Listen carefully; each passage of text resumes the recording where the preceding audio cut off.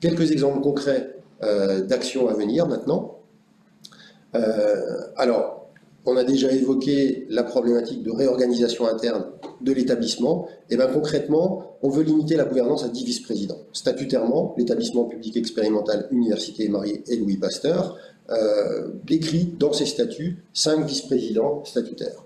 Donc on va rajouter 5 vice-présidents délégués, pas plus, parce qu'on est convaincu que le rôle de la gouvernance, c'est d'avoir un vrai pilotage stratégique et de confier des responsabilités plus proches du terrain, certes en suivant et en ayant des indicateurs et en ayant en fait un accompagnement de cette délégation de prérogatives plus proches du terrain, mais pas en étant pyramidal et en faisant descendre en fait des décisions qui ne sont pas toujours adaptées. On propose aussi d'arrêter l'augmentation des primes de VP et de chargés de mission, qui ont subi des inflations aussi ces dernières années, fortement contre-productif, puisque c'est un très mauvais signal qui est envoyé à la communauté, puisqu'il y a plein d'autres gens qui méritent aussi des primes sur le terrain, et quelque part, augmenter les primes de VP et de chargés de mission, ça revient à prioriser l'individu au lieu du collectif. On veut exactement l'inverse.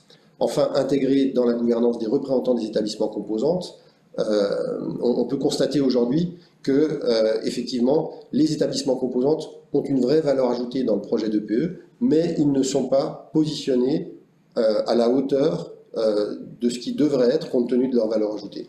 On peut regretter effectivement que pour ces élections, les établissements composantes ne votent pas. C'est quand même assez surprenant. Hein. C'est des établissements qui ont accepté quelque part de jouer le jeu du collectif.